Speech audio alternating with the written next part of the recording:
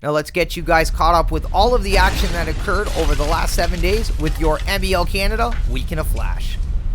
This is NBLC in a flash. Things have been rough on the island this season, and the Storm really needed to turn their fortunes around, and they kicked off the week with a much-needed win over the Halifax Hurricanes. It was Chad Postumus' first appearance since making the move to PEI, and he scored 14 points and pulled down 8 boards, giving the island crew the slim 108-104 win in Halifax's only game of the week.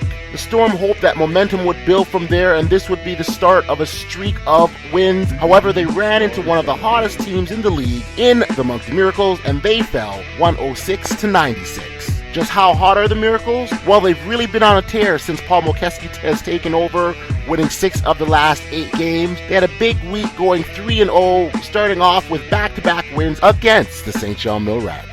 The first was at Harbor Station, where the Miracles edged by the Mill Rats 107-102, with Brandon Kearney hitting 23 points, including going 5 for 8 from 3-point range. They headed to Moncton for their second game in their home-and-home series and outlasted St. John 95-92 at the Moncton Coliseum. The Miracles closed the door on their perfect week with a 106-96 triumph over the Storm. Dexter Strickland had the hot hand with 23 points.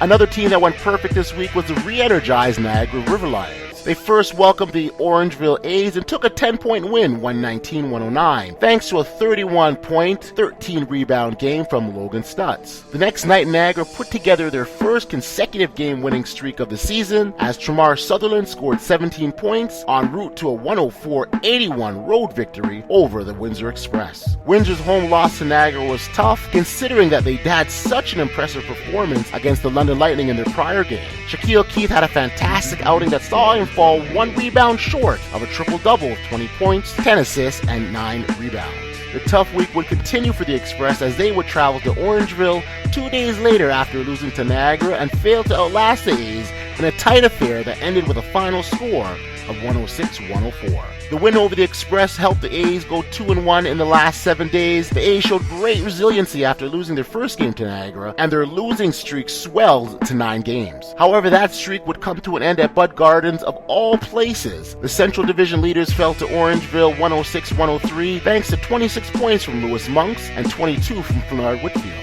Losing to Orangeville was tough in more ways than one for the Lightning, who also saw team's leading rebounder and one of the brighter spots on the roster, Stephen Maxwell, go down very hard in a scary moment early in the first quarter.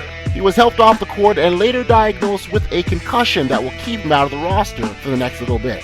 The newest London Lightning, Nick Evans, filled in admirably with 16 points and 10 rebounds, and London would go 0-2 on the week.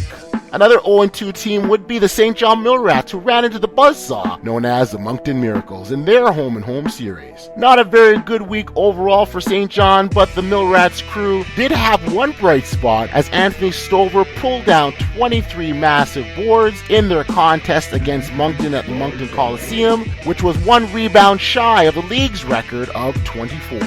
And that's your NBLC Week in a Flash.